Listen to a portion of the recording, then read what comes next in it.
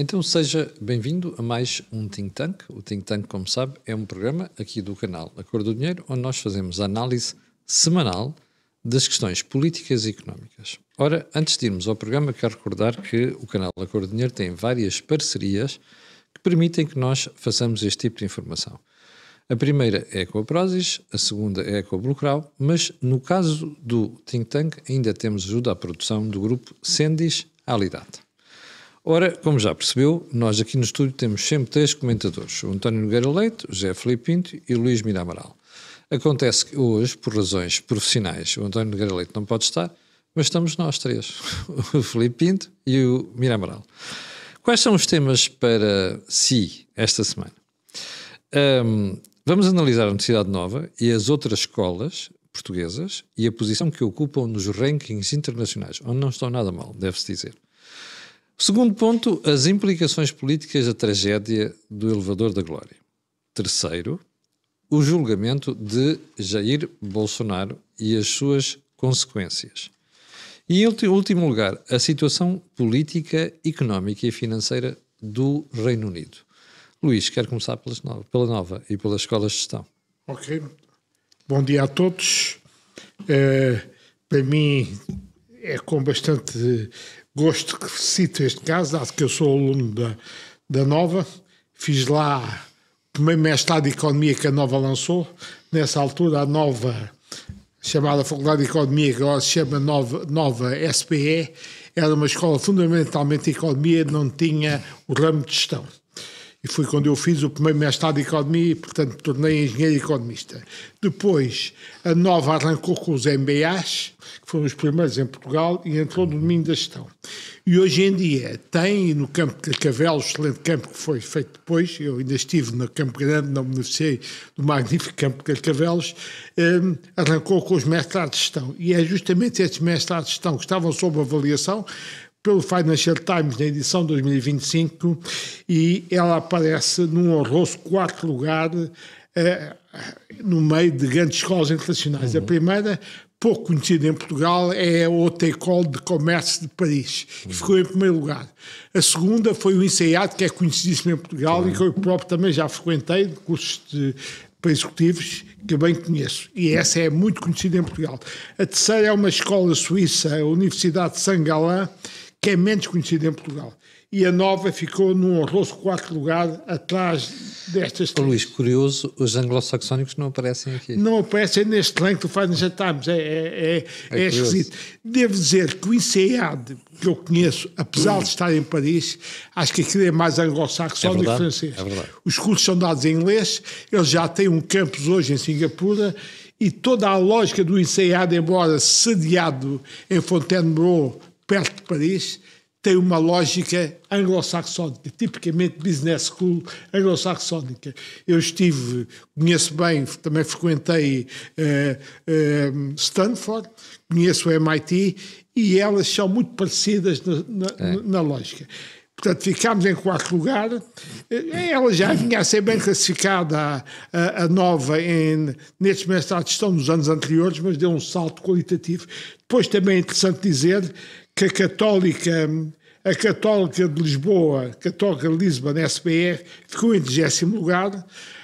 A Escola de Gestão da Faculdade de Economia do Porto ficou em 62º, o Isqueté Business School no número 87 e outra da Católica, esta do Porto, no número 95. Portanto, nós temos várias escolas no ranking das 100 primeiras escolas.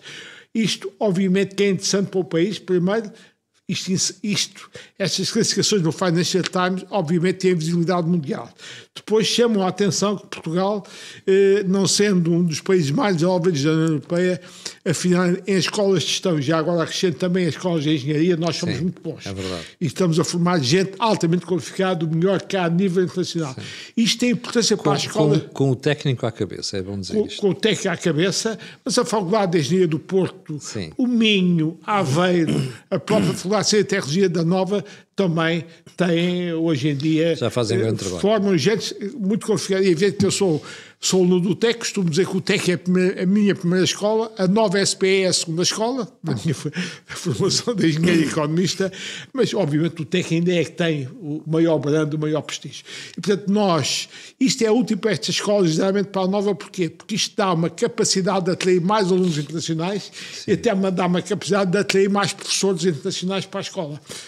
E eu devo dizer, qualquer professor que venha à nova, eu diria que entre o magnífico Campus Stanford e o Carcavelos, qualquer dos dois, eu gostaria de lá estar a trabalhar ou dar aulas. Portanto, isto dá a estas escolas uma capacidade de atrair mais alunos internacionais, de atrair mais pessoas internacionais e com isto ter a maior capacidade de competirem no ranking mundial. Luís, estamos todos de parabéns. Como é que se consegue subir tanto no ranking, ao ponto de estar nas 4 melhores da Europa? Bem, eu acho que a Nova fez um trabalho fabuloso, as outras também o terão feito, conheço menos, mas bastante na seleção dos professores, foi fundamental, no marketing que fizeram, da divulgação disto, atraindo também alunos estrangeiros, e portanto o mix entre professores e alunos estrangeiros, com uma lógica que eu diria anglo-saxónica, conseguiu puxar a Nova para estes níveis. E é um caso notável da Nova, porque a Nova, não se esqueçam, apesar de tudo, é uma universidade pública, só que está a ser gerida numa lógica bastante privada. Reparem que a Nova é uma escola pública, mas o campus foi feito com financiamento privado. Portanto, o campus pertence a uma fundação, Alfredo de Sousa, que não é pública. Exato. E é um exemplo de imaginação, como é que no contexto de uma escola pública... Que outras escolas podiam copiar também. Podiam copiar. Se conseguiu adoptar práticas modernas e do setor privado, competindo com as grandes escolas internacionais, que não são públicas, como é e à frente de escolas anglo-saxónicas. E, portanto, acho que a Nova está de parabéns. O que é que aconteceu, entretanto? Eu acho que houve uma mudança na Nova. No início, quando a Nova arrancou, era muito boa a economia, porque aproveitou a fase em que o ISEC estava muito marxizado. Portanto, a Nova e a Católica foram muito boas a economia. Foi quando eu fiz o mestrado em Economia na Nova. Hoje, eu acho que a parte da economia está relegada para segundo plano, com a grande visibilidade, o prestígio e o mérito que tem tido a escola de gestão. Portanto, tenho que falar com várias pessoas da Nova, dizem que em todo caso ainda há uma área que eles têm que consolidar, que é a área da investigação. Eles já são muito bons no curso, como o Finance Dime reconhece, mas agora há uma fase de consolidação que tem que ser feita através da fase da investigação. Luís, isto é curioso. Nós temos uma desgraça autêntica no ensino secundário, mas temos universidades cada vez melhores, mais bem colocadas. É a gestão. Há aqui uma dicotomia... E de perguntar também ao José Filipe Pinto, que ele também é professor. Eu sinto isso. Há aqui uma dicotomia em Portugal. Nós temos uma estrutura de ensino e de alunos cada vez mais dual. Eu senti isto com a minha filha, que agora tem 35 anos, e fez o técnico de Engenharia e Gestão Industrial e depois fez a Nova do mestrado de Assistência Social da Nova. A meu conselho já foi a minha orientação sobre matéria. O que é que eu sinto? Nós temos os melhores alunos a nível internacional, tipos de grande capacidade, qualidade, que hoje em dia têm uma mentalidade aberta, já não querem emprego para a vida. Muitos deles, como sabemos, os melhores não ficam cá, vão lá para fora. Portanto, isso é uma elite que temos, que está a nível internacional. Mas depois temos uma massa que não é esta elite, que não está a nível internacional. Mas não acha que isto tem a ver com a gestão, da forma como se gera escolas no ensino secundário e como se gera universidades hoje em dia? Tem a ver, mas mesmo no ensino secundário, nós temos alunos excelentes, são esses que fornecem. É verdade. São esses que fornecem. Mas eu pergunto isto porque a minha filha está no técnico e eu vejo a diferença que é entre a forma de gestão das escolas por onde ela passou, no ensino secundário, e como é a forma como é gerida a universidade. Não tem nada a ver uma coisa com a outra. E eu acho que nós precisamos de importar para o ensino secundário o modelo de gestão que nós temos na universidade. Eu devo dizer que, em todo caso, não conheço escolas públicas, mas conheço algumas escolas privadas do ensino secundário, algumas ligadas à igreja, como o Colégio São João de Brito, onde a minha filha estudou, que já era uma escola excelente. E, portanto, eu, no meu tempo, fiz o Liceu Camões, que era público, que era uma escola excelente. Ora bem. Me catapultou para fazer o técnico com toda a facilidade, que era um curso exigente. A minha filha fez o Colégio São João de Deus, que é uma escola excelente, São João de Brito. E catapultou para fazer facilmente o técnico e depois a Nova. Portanto, o que eu lhe diria, conheço mal hoje em dia as escolas públicas, mas há algumas escolas privadas, mesmo no ensino secundário, eu tenho excelente impressão. Agora, o que queria dizer é que uma andorinha não faz a primavera, e embora no ensino primário, secundário, haja algumas escolas excelentes, depois há outras, de facto, que funcionam muito mal. Em todo caso, devo dizer, a minha visão do problema um tipo de grande categoria intelectual, mesmo na escola pública ou numa escola menos boa, ele afirma-se pela sua categoria e consegue defender-se disso. A diferença de qualidade entre umas escolas e outras, eu acho que influencia muito o aluno médio e o aluno fraco, que não é puxado, porque a escola não é boa. Mas agora um tipo de grande categoria, mesmo que a escola seja menos boa, vence em qualquer lado. Ele vence em qualquer lado.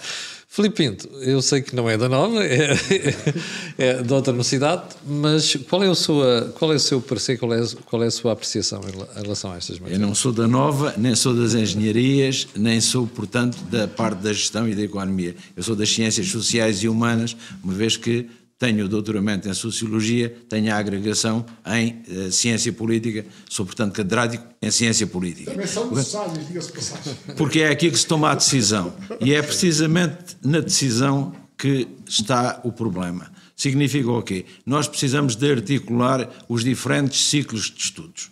E articular os diferentes ciclos de estudos o pré-escolar deve preparar o caminho, não é substituir-se, é preparar o caminho para o primeiro ciclo. O primeiro ciclo para o segundo para o terceiro para o secundário e o secundário para a universidade. Deve de haver aqui aquilo que eu chamo um método dos círculos concêntricos. Significa o quê? Num ciclo não se pode pôr em causa o que se aprendeu no anterior. Deve-se aprofundar aquilo que se aprendeu no anterior. E, a partir daí, alargar horizontes. Eu concordo perfeitamente com o Luís que quem é bom hoje tem condições para afirmar a sua excelência. E porque isso é um dado da democracia. O grande problema é que nós confundimos a excelência com a massificação. Que é o que está a acontecer. O que é que acontece? Se a massificação permite a pessoas que antigamente não tinham acesso ao ensino superior passar a ter acesso ao ensino superior, e uma parte desses que ascendem ao ensino superior são de facto de excelência, e isto aumenta o nível dos quadros, também chega à universidade muita gente que não tem preparação para este nível de ensino. E nós percebemos claramente porque é que este ano há uma redução enorme no número de candidatos ao ensino superior. Bastou dizer que precisavam ter 9,5 em duas unidades. Ora, nós sabemos que isso nivelar por baixo. É nivelar por baixo. O que é que acontece? Confundiu-se a massificação com a democratização do ensino. São coisas completamente diferentes. Eu penso que, primeiro que tudo, temos de analisar os currícula. Os currícula têm de estar adaptados à realidade e têm de funcionar, como eu acabei de explicar, no método dos círculos concêntricos, de maneira a haver um aprofundamento ao longo da vida. E depois temos de perceber um dado muito importante. A universidade não está separada da sociedade, não está separada da vida. Tem de perceber, de uma vez por todas, quais são os problemas com que a sociedade se confronta para tentar antecipá-los ou, pelo menos, encontrar uma solução para aqueles que já existem. E isto implica que, quando o aluno chega à universidade, já tem de ter uma mundividência científica que lhe permita, portanto, ter sucesso na universidade. Eu sou o coordenador Erasmus do meu departamento e percebo que todos os anos tenho a possibilidade, ainda ontem recebi alunos de Itália, e tenho depois a possibilidade de comparar qual é o nível de preparação com que eles me chegam, porque são alunos do segundo e do terceiro ano da universidade, e os alunos que eu mando os meus alunos que eu envio para as outras universidades. Qual é o resultado? Em termos reais, por exemplo, eu tenho alunos que chegam às outras universidades e vêm com notas superiores àquelas que têm na minha universidade. O que quer dizer que, em termos reais, nós somos mais exigentes na atribuição das classificações do que as universidades para onde eles vão. Isso é um dado. Mas também sucede o contrário. Eu nunca pergunto aos alunos qual é a média que os alunos incoming trazem. Mas, em termos reais, eles... acabei agora de receber uma mensagem de um aluno italiano da zona sul de Itália, a agradecer a forma como o recebemos, mas eu disse-lhe, eu recebi-o aqui como gostaria que a sua universidade tivesse recebido as minhas 3 alunas que envia para lá. Estávamos a falar de Sassari. E eu disse, elas não se sentiram integradas. E porquê é que não se sentiram integradas? Porque aí a responsabilidade prende-se também com os professores. Há professores ainda que estão numa outra onda, estão numa onda do Magister Dixit. E aí o Luís tem razão. Quando a nova aposta num corpo docente especializado, que tem provas dadas, seguir vai ter de apostar na investigação. E porquê é que vai ter de apostar na investigação? Porque, verdadeiramente, o que distingue um professor universitário não é a forma como dá as aulas, é a forma como prepara a sua matriz conceptual para dar essas aulas. É uma coisa completamente diferente. Implica que tenha investigação, que seja reconhecido pelos pares. E nós percebemos que a Universidade em Portugal, ainda ontem alguém dizia na televisão, acaba por ter uma ciumeira terrível. E uma ciumeira no sentido de cortar carreiras a alguém apenas por elementos do foro pessoal e não do foro académico. Nós continuamos a ter uma luta de muitos galos por poucos poleiros. E isto depois reflete-se também no quê? Na qualidade do ensino, porque não há um projeto coletivo. Isso é a nível da universidade. Agora vamos imaginar a nível do secundário e a nível dos outros ciclos. Tem de haver esta articulação de que eu falei. E tem de haver para quê? Precisamente para percebermos que a geração de excelência muito pouca fica cá. Repare, em África tinha um problema. Eu recebia muitos alunos africanos com bolsas dos respectivos governos e que tinham de regressar ao país de origem uma vez terminados os cursos. Não voltavam. Não voltavam. E porquê é que não voltavam? Havia aquilo que ou voltavam para o governo, para órgãos ligados ao governo, ou não voltavam. E porquê é que não voltavam? Por uma razão muito simples. Havia a fuga de cérebros. E eu comecei a explicar-lhes que eles podiam fazer aquilo que se chama o retorno virtual, o regresso virtual, que é poderem continuar aqui, mas terem intercâmbio com as universidades de origem para explicarem como é que as coisas são feitas. E quando entrávamos nas áreas, por exemplo, que não são da minha especialidade, todos diziam a mesma coisa. Eu chego lá e não disponho das condições que verdadeiramente disponho aqui. Então significa que, a nível tecnológico, estamos muito atrasados. Eu disse, mas têm de explicar como é que é possível o país desenvolver-se. Vocês têm essa obrigação para com o vosso país, que apostou em vocês. E por isso mesmo, o que é que eu lhe dizia? Uma vez que decidiram ficar cá, por constituíram família cá, por criaram laços cá, ou na Europa, por norma na Europa, vocês têm um dever, o dever de contribuir para o desenvolvimento dos vossos países. Como? Não regressando fisicamente, mas regressando virtualmente, explicando a quem ficou qual é o processo correto para se modernizar, para se desenvolverem. E alguns deles fizeram isso. É claro que a grande maioria preferiu o quê? E ainda quando eu fui a Cabo Verde senti isso, os meus alunos de mestrado foram-me receber e é evidente, a maioria deles estão ligados a órgãos governamentais ou a cargos governamentais. Bom, Deixa-me só acrescentar uma coisa já agora. Eu na Nova apliquei a lógica americana. O que é que isso significa?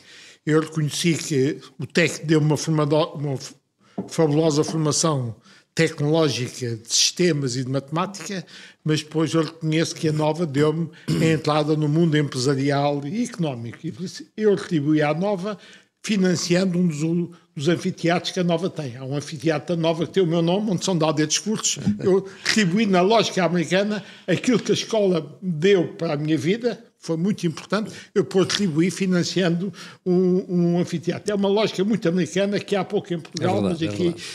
Digo isso aos brilhantes alunos que estão a sair destas escolas, pois não se esqueçam da escola e ajudem na financia. Aliás, também. Isso acontece muito nos Estados Unidos. Acontece muito nos Estados Unidos. Eu passei um ano e meio na Universidade de Michigan e alguns das pessoas que nos vinham lá dar seminários eram antigos jornalistas e antigos profissionais que tinham passado pela própria universidade e que depois financiavam os cursos, ajudavam a financiar os cursos. Isso é uma lógica americana que realmente fazia falta nas universidades portuguesas. Bom, esta foi a semana em que tivemos uma tragédia, autêntica tragédia em Lisboa, com a queda do acidente do Elevador da Glória. Luís, o Luís é engenheiro, mas não vamos falar aqui da engenharia. Qual é a implicação política disto? Bom, isto podia ter acontecido muito antes, podia acontecer depois, dado que, a meu ver, as deficiências e os defeitos vêm de trás, não são desta gestão da Câmara. Só que Carlos Moedas teve o azar de acontecer a ele, podia ter acontecido a Fernando Medina, sim, ou podia acontecer ao próximo Presidente da Câmara. Isto ia acontecer mais dia, menos dia. Ele teve o azar de ser ele que lhe acontecesse, E, portanto, logo ainda por cima, num período eleitoral, isto obviamente influencia o comportamento dele, de Alexandre Leitão, de todos os que disputam a Câmara de Lisboa. E, portanto, temos que perceber que o comportamento dele e o comportamento de Alexandre Leitão são também influenciados pela altura em que estamos. Em todo caso, eu vi ontem a candidata do PS, Alexandre Leitão, à Câmara de Lisboa, na televisão, e reconheço que ela está a fazer um esforço de moderação. Dado que tinha uma fama radical, que aliás criou por defeito dela no Parlamento, quando era a líder parlamentar do líder do PS, Pedro Nuno Santos, foi ela que arranjou essa imagem, ficou com uma imagem muito radical, que aliás o Carlos Moedas já a tem acusado, e portanto ela conhece, está a fazer um esforço de moderação. Agora, não sei se é consertado ou não, eu acho que o PS está a ter a história dos polícias bons e os polícias maus, não sei se é consertado ou não. Ela e o líder do PS aparecem claramente como os polícias bons, depois vemos outros a aparecer como o Pedro Nuno Santos, o líder do grupo parlamentar, o filho do António Costa, o Pedro Costa, que fez um ataque violentíssimo ao Carlos Moedas, e depois aparecem aqui esses como polícias maus. Não sei se é constante, mas em todo caso, deixe-me voltar um bocadinho atrás, embora nós tenhamos aqui num programa de engenharia, eu apanhei ontem e hoje vem no Facebook um excelente texto do meu amigo professor do IST, professor Pinto Sá, sobre a matéria. Eu tentaria explicar em 2 ou 3 questões simples o que aconteceu. As 2 carruagens do funicular estavam amarradas ou interligadas por esse cabo de aço. E que esse cabo de aço faz com que cada uma das carruagens faça contrapeso à outra, faça o equilíbrio de massas entre as 2 carruagens. Uma sobe, outra desce, mas com as 2 interligadas pelo cabo, elas contrapõem-se, equilibram-se, há um equilíbrio de massas. E cada uma tinha os seus motores elétricos para puxar o cabo, mas isto quase não é necessário, porque uma subia e outra descia, ajudando-se mutuamente. O cabo ligava-se a cada uma das carruagens uma peça chamada trambolho. Se o cabo partisse, como infelizmente aconteceu, as carruagens deixavam de ter esse contrapeso e tendiam a deslizar em costa abaixo descontroladamente. E agora o que é que se verifica? É que o cabo não partiu. Foi a ligação do cabo ao trambolho que se deslaçou e soltou. No caso do funicular de São Francisco, esta ligação do cabo ao trambolho ou ao sistema de fixação à carruagem é visível a olhos vistos. O erro aqui, que já vem de muitos anos atrás, é que não era visível. Não era visível, portanto a inspeção visual não permitia ver a ligação do cabo à carruagem. No funicular de São Francisco, esta ligação é visível, está aberta e, portanto, a própria inspeção visual todos os dias permite ver isto. Portanto, é uma lição que se tira da experiência americana que não foi seguida na Carris há muitos anos. E agora, quanto aos sistemas de travagem. Há o sistema de travagem manual que atua como maxilas, como os travões dos automóveis. Qual é o problema? O sistema até atuou, só que, repare, o que acontece era carril, era roda de ferro sobre carril de ferro, portanto não tem atrito. Mesmo o sistema atua a baixa velocidade, mas se o cabo se parte e a carruagem sai descontrolada, é fácil de perceber. E os calços também aquecem demasiado por causa do peso e da inércia. Mas o fundamental aqui é que este primeiro sistema de lavagem manual era roda de ferro contra carril de ferro, não tinha nenhuma atrito, não atuou. O segundo sistema, que era um sistema já de lavagem automática, também padece desse problema. Fazia lavagem de metal contra metal, também não atuou. A experiência do funicular de São Francisco faz o seguinte, é que o segundo sistema não é ferro contra ferro, é madeira a atuar. São calços de madeira poderosos que têm mais atrito e, portanto, conseguem travar efetivamente.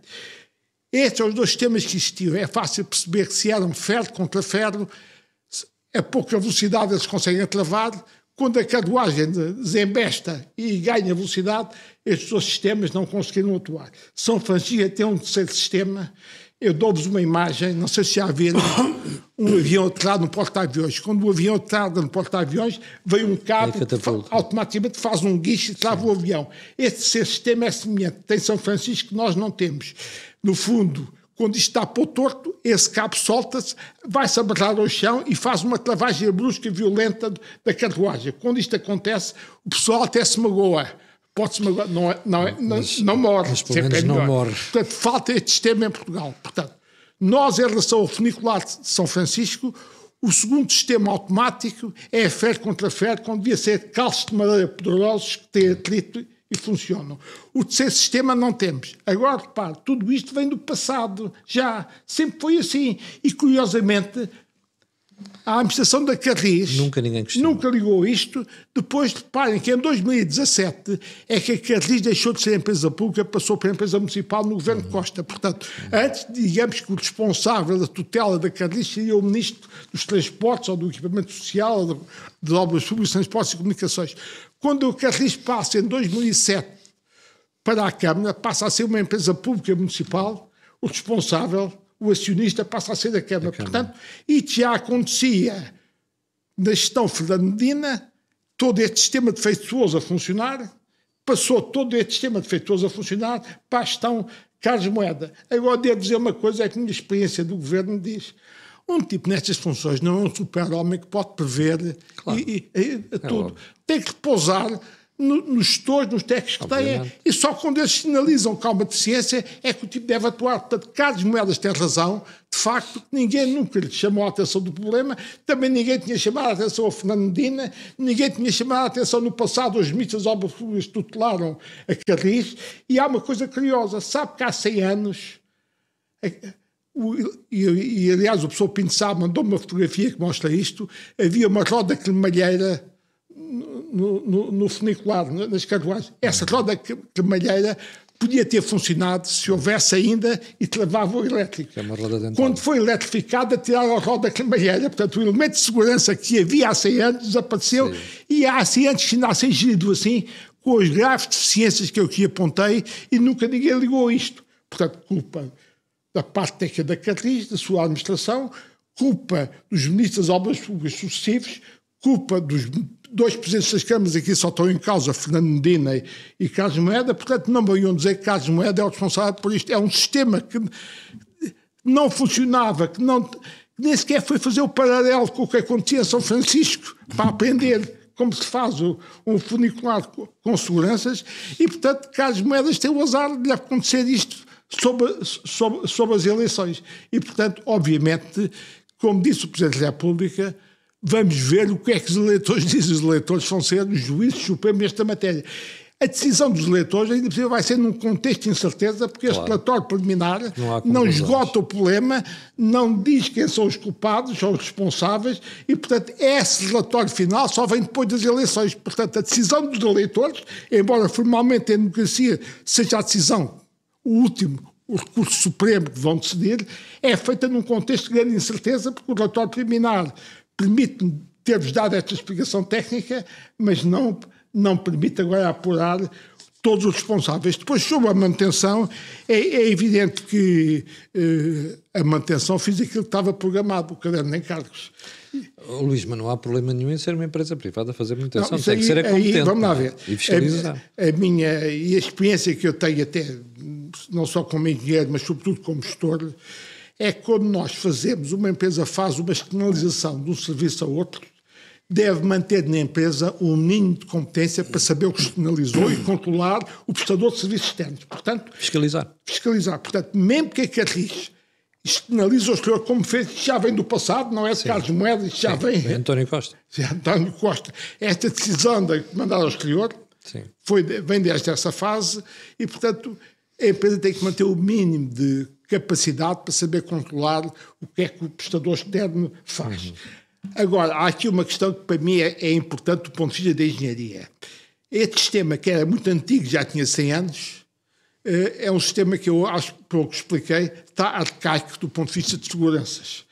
E, portanto, é mais difícil de haver um tipo exterior a conhecer e a dominar o sistema do que se fosse um sistema moderno. Um sistema moderno é o standard, hoje em dia, de referência, e, portanto, as pessoas, uma empresa exterior está à vontade nele. Um sistema deste antigo, a empresa exterior tem que recorrer à memória e à competência também das pessoas da Carris. Portanto, o que lhe digo é que num sistema antigo como este, o controle da Carris sobre sobre a empresa que faz a manutenção externa tem que ser maior que no sistema moderno atual. E aí chama a atenção de uma coisa, passa propaganda, mas eu já visitei o Instituto de Saúde e Qualidade e aos alemães das Fraunhofer, que eu também conheço, o que é que acontece hoje em dia. Estes institutos, como o Instituto de Saúde e Qualidade e os alemães da Fraunhofer, têm sistemas de softwares e sistemas de detecção de materiais que me levam a duvidar que uma empresa pública ou privada sozinha consiga fazer a manutenção destes equipamentos pesados. No fundo, há empresas exteriores que têm hoje em dia um conjunto de softwares e de sistemas de controle de qualidade que são muito superiores a que um tipo dentro da empresa tenha. Portanto, eu propendo que num sistema desses mesmo no futuro tenha que haver recurso a uma entidade externa competente e qualificada com todos esses sistemas de softwares e de controle de materiais, como eu aprendi a visitar o ISQ. Portanto, eu diria, acho que o Carlos Moedas disse, e eu acho que faz sentido, este sistema é para acabar, tem que se fazer um sistema novo, funiculares novos. Sim, tem que ser uma coisa moderna. A manutenção do futuro deverá ser externa com controle da Carris, porque aí a Comissão de Trabalhadores vem dizer, puxar a sua sardinha, isto tem que ser feito internamente. Eu permito-me chamar a atenção que os modernos softwares e os sistemas de detecção de materiais que hoje em dia existem nestes ISQs deste mundo, não é possível uma empresa como a Carris ter internamente e, sobretudo, ter os técnicos para os funcionar. Portanto, eu mantenho a mesma ideia. É demasiado especializado. Tem que haver e, portanto, há duas atividades distintas aqui numa lógica de controle de qualidade que eu sempre segui. Há a atividade de manutenção e a atividade de inspeção. A manutenção pode ser externalizada. A inspeção deve ser externalizada. Depois há auditorias sobre elas. E devo dizer uma coisa que, por exemplo, a minha experiência de gestor que eu fiz no Banco BIC, eu externalizei, passei ao exterior o sistema informático. Primeiro foi a PT, depois foi o IBM que geriu o sistema informático do BIC. Mas eu não acabei com a direção de sistemas de informação. A direção de sistemas de informações, em vez de gerir o sistema informático, passou a controlar o prestador de serviços que geria o sistema informático. Portanto, isto é para dizer, no característica pública ou numa empresa privada, eu acho que a manutenção pode e deve ser externalizada, mas tem que haver sempre um núcleo competente na empresa para saber o que delegou ao exterior e fazer controlar e verificar os chamados SLA, os Service Levels Agreement. Isso são uma lição 2. Portanto, Carlos Moedas é vítima de um sistema obsoleto que anda há 100 anos nisto, com a óbvia existência, agora se vê, é claro que eu estou a falar na base do que o professor Pinto Sá escreveu, também devo dizer, isto é acertado no autobola à segunda-feira. Antes de domingo ninguém tinha falado tipicamente, destes temas. Portanto, Carlos Moedas é vítima das circunstâncias. Não tem culpa nenhuma, eu próprio disse na televisão, digam qual foi a medida que eu fiz de impedir manutenção ou de não dar dinheiro, me possam considerar culpado. Não há nenhuma. Ele não é um presidente da Câmara, um ministro não é um super-homem para ver tudo, tem que delegar das coisas que geram os sistemas. E há uma nuance entre Fernando Medina e o caso dos dados há uma grande nuance. A Russiagate, há uma grande nuance. E a Carris é que Carlos Moedas falou na base depois quando a Câmara foi condenada, 1 milhão deles, por não ter gerido o sistema de dados como devia ser. Mas era da própria Câmara. E era dentro da própria Câmara, responsabilidade do Presidente da Câmara. Aqui, a Carris era uma empresa, a Câmara era o acionista, mas não era a Câmara que geria diretamente a Carris. Portanto, há aqui uma nuance. Eu digo, quem tem responsabilidade técnica e de gestão é a administração da Carris, não é a administração da Câmara. Embora se possa dizer em democracia, o primeiro responsável é sempre responsável político por tudo. Mas isto aqui é o aproveitamento para a campanha eleitoral, para fragilizar Carlos Moedas. Portanto, eu acho que Carlos Moedas não tem culpa nenhuma disso. É a via de um sistema que infelizmente existe em Portugal. E depois devo dizer outra coisa que sempre me chocou aqui na minha qualidade de engenheiro. É que o sistema político português tem deixado os técnicos, os engenheiros a falar sozinhos. Sempre os engenheiros e técnicos levantam estas questões, são chatos, ninguém lhes liga nenhuma. Portanto, tem havido uma degradação da manutenção dos controles de qualidade porque a classe política é pouco sensível às questões técnicas e às questões que os engenheiros levantam. Eu, como engenheiro, digo, porque muitas vezes fiquei a falar sozinho, não me ligava nenhuma, lá está aquele tipo que é engenheiro, mesmo no governo ou no partido que formalmente faço parte do PSD, quando eu falava dessas questões, não tinha grande... Aquele é engenheiro. Filipe Pinto, não lhe vou pedir uma explicação técnica, mas, primeiro, isto tem implicações políticas e são sérias. Claro que tem, mas não entrando no elemento técnico, não é a minha especialidade, eu quero lembrar que 101 anos antes de eu nascer, e eu nasci em 1954, o senhor Otis já tinha feito, registado o paraquedas. Paraquedas. Para quê? Precisamente para proteção. Agora, pegando em tudo o que o Luís disse e concordando com tudo o que ele disse, há um elemento fundamental. Este elevador da glória estava condenado a transformar-se no elevador da desgraça. E porquê é que estava condenado? Pelo sistema. É tudo muito bom em termos de turismo, é tudo muito bom em termos do imaginário, não bate com a realidade. Aquele sistema não é seguro, há sobrelotações e é evidente, como o Luís acabou de explicar, em termos reais, aquilo era um desastre anunciado. Calhou a Carlos Moedas, poderia ter calhado na variação anterior ou à próxima. O que é que nós temos de perceber? Eu penso que é preciso atentarmos nas palavras. Nós entendemos que responsabilidade e culpa são a mesma coisa. E não são. É verdade. Responsabilidade...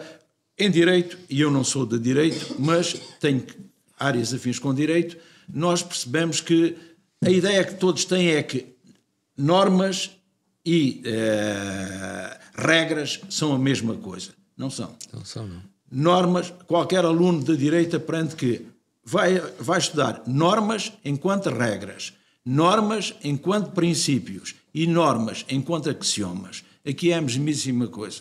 É preciso percebermos que há uma responsabilidade e responsabilidade e culpas são diferentes. Há uma responsabilidade política, e aí concordo, é sempre de quem tutela o alto da pirâmide. Sim. Quer dizer que tudo que corre mal num governo, a responsabilidade política não é do ministro, é do primeiro-ministro. Tudo que corre mal na Câmara não é de uma empresa da Câmara, não é de um vereador, é do presidente da Câmara. Essa é a responsabilidade política. Depois há uma responsabilidade técnica. A responsabilidade técnica já não está na área dele, a menos que a responsabilidade política se tenha demitido da sua função. Significa o quê? Não, por exemplo, não enviei o dinheiro para a Câmara, para a Carris, não cortei verbas, não permiti uma manutenção cuidada, precisamente porque não cumpri um contrato. Aí, aquela que era a responsabilidade política assume-se também como responsabilidade técnica. Pois há uma responsabilidade direta. O maquinista não tem responsabilidade direta, mas poderia ter. É preciso percebermos estes três tipos de responsabilidade. E depois até é que vem a culpa. O que é a culpa? É aquele que efetivamente é o responsável pelo acidente. E o que acontece é que Carlos Moedas, neste caso, tem responsabilidade política, não tem culpa. E não tem culpa porquê? Porque não foi ele que criou o modelo, não foi ele que impediu o funcionamento do modelo, mas tem a responsabilidade política de ter convivido com este modelo, não o ter alterado. Essa é a única responsabilidade que ele tem. E ele pode dizer uma coisa muito simples: eu limitei-me a criar condições para que houvesse a manutenção e não tem capacidade de fiscalização, porque o sistema, como nós acabamos de perceber, aquela peça, afinal de contas, só se pode inspecionar bem desmontando-a. Ora, percebemos claramente, não é preciso ser engenheiro como o Luís, para perceber claramente que uma vistoria visual não desmonta peças. Agora, pegando ainda nesta questão, qual é o peso político que aqui está? É um peso político grande. E há uma estratégia concertada do Partido Socialista. Eu não vou falar em sicários, eu não vou falar em nada disso. Acho que houve excessos de linguagem por parte de Carlos Moedas, não precisava de ter descido a esse nível, mas há também uma quase beatificação da figura de Alexandre Leitão, no sentido de moderação, de ponderação, de aproveitar esta situação para reverter a imagem que lhe estava colada, desde o tempo de quê? De Pedro Nuno Santos. E então parece Pedro Nuno Santos a ser quem? Pedro Nuno Santos. Aquele que verdadeiramente nunca foi, porque sabe, nós podemos fingir mudar, mas mantemos a essência. É verdade. E essa é a grande questão. Portanto, Pedro, em momentos de stress não conseguimos fingir. Não conseguimos fingir porquê? Porque a essência vem sempre ao de cima, é como o azeite. E como vem sempre ao de cima, vai manifestar-se com Eurico Brilhante Dias também. A mesma coisa. Mas há aqui um dado importante que temos de escrutinar. Diz-se que se foi chamar a figura de Jorge Coelho, o facto do acidente da ponte entre rios, para elemento de comparação e que ele não está cá para se defender. Atenção, eu sou investigador. Grande parte do que eu investigo é sobre a obra de quem já não está cá e que não tem hipótese de se defender. Eu analiso o salazarismo, Salazar não tem direito, portanto, ao contraditório. Eu analiso... Não é porque as pessoas morreram que devemos deixar de escrutinar. É evidente que nós deixamos, a partir do momento em que temos vida política ou vida pública, nós deixamos um rastro atrás de nós, que tem um ativo e que tem um passivo. E é evidente, as gerações futuras o que é que fazem? Vão analisar esse ativo e esse passivo de acordo com a sua interpretação da realidade. Portanto, não é morte. Repara uma coisa, a morte é passagem para outra dimensão. Mas, em termos reais, temos de perceber esta questão. O morto, a primeira conta que presta é a herança. Porquê? Porque a herança recebe-se a benefício de inventário. Se o morto deixou muitas dívidas, os herdeiros podem dizer o ativo não cobre o passivo, prescindo da herança. Portanto, significa o quê? Que mesmo depois de mortos, continuamos a ser julgados. E continuamos a ser julgados e é evidente que, em termos reais, não temos direito à defesa. Porquê? Porque a defesa preparamos-la em vida, com aquilo que vamos fazendo, com o que vamos deixando, com o rastro que vamos deixando. Há agora um dado também muito importante que eu penso que se prende com isto. Porque é que eu falo numa estratégia concertada? Porque em termos reais o PS confundiu sempre responsabilidade com culpa. E responsabilidade e culpa, como eu expliquei, são conceitos completamente diferentes, em que a culpa decorre da responsabilidade, mas a responsabilidade não implica imediatamente culpa. E este dado o PS não trabalhou. E a comunicação social foi muito conivente. Foi muito conivente, porquê? Porque permitiu esta mensagem de que estamos a encontrar o culpado. Não, em termos reais nós não temos condições ainda para descobrir o responsável, quanto mais o culpado. Então nós temos de dizer a responsabilidade política, vamos para perceber, sabemos agora um bocadinho, porque o Luís acabou de dizer, da responsabilidade técnica. Falta ainda que é a responsabilidade técnica, depois ainda temos de entrar na responsabilidade direta de como é que se o maquinista teve os comportamentos previstos ou não. E há um dado muito importante. Nós estamos em 2025, foi quando aconteceu. E em 2018 não houve um problema. É que em 2018 Carlos Moedas não era presidente da Câmara. Houve um problema naquele mesmo elevador. Era o pronúncio do elevador da desgraça. Não foi reportado oficialmente. Em 2024 parece que voltou a haver um pequeno problema. E isto explica aquilo que eu disse. Vamos ter de apurar os diferentes níveis de responsabilidade e só depois então atribuir a culpa. Nós costumamos dizer que em Portugal a culpa morre muitas vezes solteira. Precisamente porque nós confundimos culpa e responsabilidade. E são coisas completamente diferentes. Há aqui um aproveitamento político, Camilo? Claro que há.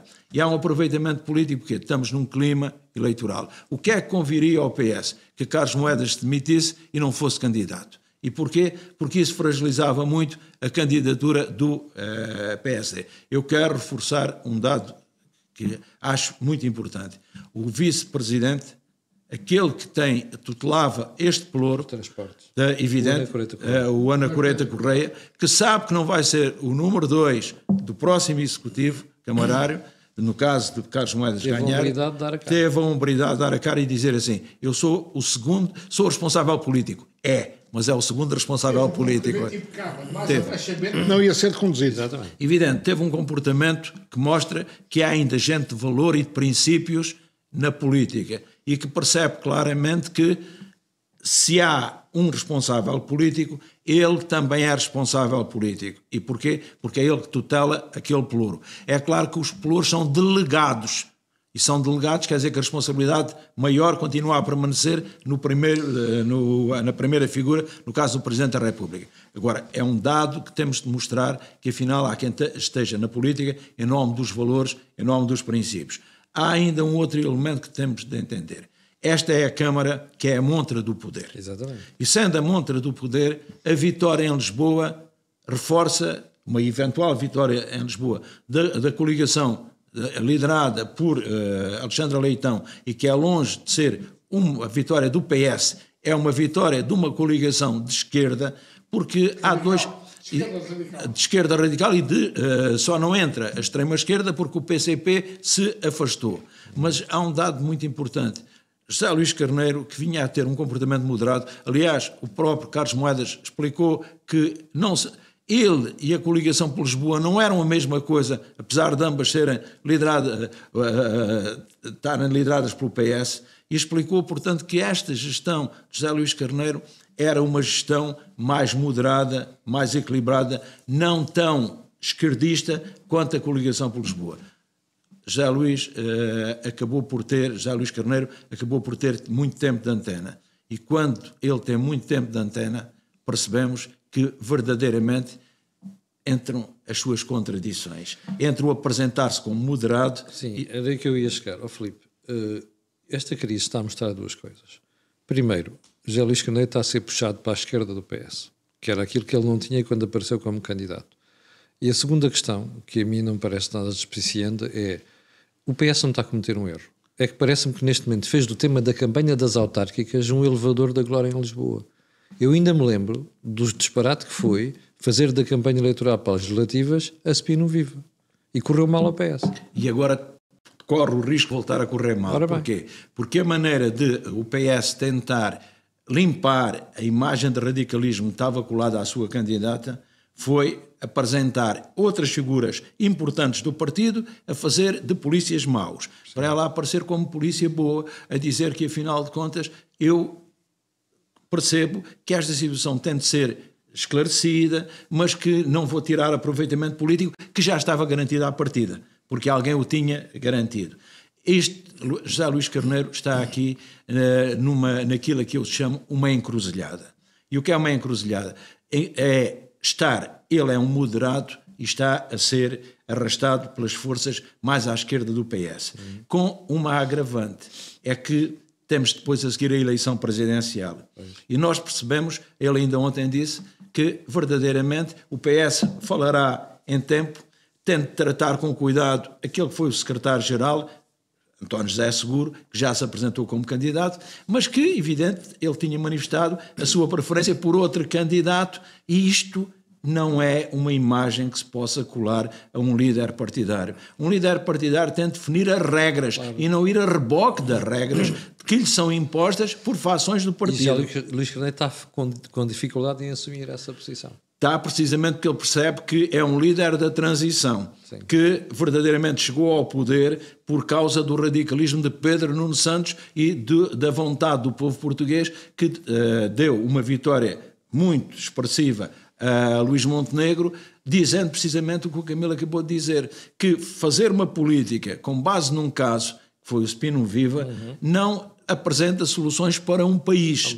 E a partir daí penalizou o PS. Neste momento, Alexandre Leitão corre o mesmo risco. E nós vamos ver, ainda falta um mês para as eleições, vamos perceber quanto tempo ela consegue manter a figura de moderada. Porque a essência, como eu expliquei, vem ao de cima. E depois, em termos reais, ela percebe que tem exposição, quer exposição, e esse é um problema grave que nós percebemos, por exemplo, com Trump e com os outros líderes. Quando têm demasiada exposição, a boca começa a fugir-lhes para a verdade. E o que é a verdade? É a sua essência. E a sua essência é o quê? É a sua mundividência. É a maneira de estar na vida e de estar na política. E esse é um dado fundamental. Perguntam muitas vezes como é que eu conheço um populista. E eu digo, deixem-no falar. A partir do momento em que ele fala, eu analiso o discurso, que é a minha especialidade. E quando eu analiso o discurso, identifico-o imediatamente. Portanto, percebe, o seu líder, tem-se tentado moderar, criar uma imagem de tranquilidade, de responsabilidade. deixa-no falar. A partir do momento em que ele fala, identificam-se imediatamente as marcas do populismo, neste caso socioeconómico. Deixem-me só falar do Jorge Coelho, que eu esqueci-me de dar aqui uma referência. Já devo dizer que Jorge Coelho, a meu ver, foi o melhor quadro político que o PS teve. Depois eu simpatizo com o Dr. Jorge Coelho, por uma razão simples. Quando eu resolvi o caso de Câmara Bassa a pedido do governo do PSD, fui eu que resolvi, o governo do PSD não me deu uma única palavra de agradecimento. E o Dr. Jorge Coelho mandou-me um cartão muito simpático, felicitando-me vivamente porque eu tinha conseguido em nome do país em Câmara Bassa. Portanto, eu devo... O PSD não se portou nada bem no caso de Câmara Bassa. Como? O PSD não se portou nada bem no caso de Câmara Bassa. Não me deu uma única palavra de agradecimento. Durão Barroso, Manuel Freire Leite, Santana Lopes, foi uma vergonha. Portanto, eu fiquei vacinado sobre o PSD desde essa fase. E Jorge Coelho mandou-me um cartão muito simpático, felicitando como português aquilo que eu tinha feito em prol do país de borla, não recebi um gestão política. Portanto, eu tenho uma natural simpatia por Jorge Coelho, mas devo dizer que eu acho que ele era um político muito hábil. Eu acho que ele queria sair daquele ministério. É e, verdade. portanto, aproveitou a oportunidade. Tanto mais que a culpa não era do Ministério das Obras, a culpa era do Ministério do Ambiente. Obviamente. O Ministério do Ambiente é que era responsável pelo controle das areias que andavam a ser tiradas do sítio do Pilar. Portanto, a areia extraída do sítio do Pilar é que fez aquilo, não foi uma falha estrutural da ponte. Portanto, aquilo não era responsabilidade do Ministério do Equipamento Social, que era titular, essa responsabilidade do Ministério do Ambiente. Portanto, a minha análise não está cá ele para fazer o contraditório, portanto, mas com toda a simpatia e consideração que eu tenho e muita pela figura de Jorge Coelho, eu acho que ele cumpriu. Ele queria sair do governo. Queria sair do governo. Luís, eu conhecia o Jorge Coelho. Honra que seja feita, grande elogio, soube fazê-lo de uma forma politicamente elegantíssima e muito exatamente. Eu conhecia o Jorge Coelho e tive variedíssimas conversas com ele, e cada vez que falávamos disso ele sorria e deu para perceber que aquilo deu um jeito imenso, que ele queria sair do governo, que ia para a iniciativa privada ganhar dinheiro. Honra que seja feita, teve habilidade, claro, exatamente. Agora, a responsabilidade daquilo era do Ministério do Ambiente, nesse que era do Ministério do Ambiente Social. Sim. Esta nota para esclarecer a questão de Jorge Coelho. Mas há um dado ainda importante sobre isto. Ninguém está a atacar a memória dele. É verdade. E esse é que é um facto. Quer dizer, e portanto, exatamente. Da mesma, eu não o conhecendo pessoalmente, tive de acompanhar a sua ação governativa. E para mim, não tenho dúvidas, foi dos melhores, se não o melhor quadro que o PS teve a nível da governação. Portanto, não é isso. Agora, é evidente que há de ter um ativo e um passivo. Isso todos temos. Todos temos. E em termos reais, invocar a memória dele para dizer que não se pode voltar ao passado, não se pode analisar o passado, é má política. É verdade. Bom, para terminar, porque nós estamos próximos do fim do programa, temos a situação do Reino Unido. A senhora Angela Rayner, metida num sarilho de não pagar impostos pela habitação que comprou e que era uma das darlings do Sr. Keir Starmer, foi para a rua, e isto provocou um reshuffle, uma alteração do gabinete de Keir Starmer, e com um problema complicado. É que as sondagens dão todas o Sr. Farage muito acima do Partido Trabalhista e muito acima do Partido Conservador. Filipe Pinto, grave problema para o Reino Unido. Temos aqui a extrema-direita à porta. É um grave problema, mas temos de conjugar com o da França, que ainda é mais grave. E porquê? Como se viu ontem. Como se viu ontem. E porquê? Nós temos de perceber de que país estamos a falar. Mas vamos primeiro, porque é que este governo cai? 40 mil libras é muito dinheiro. Dizer que não sabia que tinha de pagar o imposto do selo, um cidadão já não sabe que não pode nunca invocar o desconhecimento da lei para não a cumprir. Um governante ainda menos. Pior é que ela era a Ministra da Habitação. Pois, exatamente. Portanto... No caso português, a CISA, lembra-se que caiu da CISA. E o que é que caiu o Miguel Cadilho uma vez por causa da CISA. Agora, temos de perceber claramente que uma Ministra da Habitação não pode dizer que não sabe que tem de pagar o imposto de selo. Portanto, é a primeira gravidade. Segundo elemento, tremendamente grave também, ela era a pessoa colocada, era vice-primeiro-ministro, era a pessoa colocada para a sucessão de Keir Starmer. Significa o quê? Era a líder trabalhista a muito curto prazo. Sim. Depois, terceiro caso... E muito popular. Muito popular. Terceiro caso, e esse é grave, Keir Starmer parece que está a fazer, com esta remodelação, uma troca de cadeiras, mas com uma barata tonta. E porquê uma barata tonta? Repare, ele já tinha perdido 8 ministros. 5, penso que eram 5, tinha sido por irregularidades. Pois. Portanto, e aí, pegando outra vez em Carlos Moedas, era a responsabilidade e a culpa. Está entendido o que eu estou a dizer? Sim. Portanto, significa que da responsabilidade passou-se à culpa. E assumindo a culpa, saíram 5 em 8. Depois, saíram agora mais 3 pessoas. E houve 13 trocas de cadeiras. E ninguém percebe claramente uma lógica nestas trocas, em que ou a primeira escolha é simplesmente desastrosa ou a troca é desastrosa. Não há outra leitura possível, porque mudar 13 ministros de cadeiras, mantendo os ministros, significa, primeiro que tudo, não há mais ninguém disponível para servir sob Keir Starmer. Sabe o que é que parece, Filipe Pinto? Ele não estava preparado para chegar ao poder. Evidentemente, não estava preparado, fez uma primeira escolha que é muito contestada, fez uma remodelação que é péssima e que verdadeiramente não se destina a reajustar o que não tem reajustamento. Pois. Ele está, como José Luís Carneiro, um pouco no PS. Significa o quê? É um líder de transição, alguém está a fazer o caminho para ver se há de pôr o partido à frente. Agora vamos à questão do Reform. Sim. E de Nigel Farage. Temos de perceber uma coisa: o sistema inglês, o sistema eleitoral, não é como o português, não é proporcional e não usa o método D'Hondt.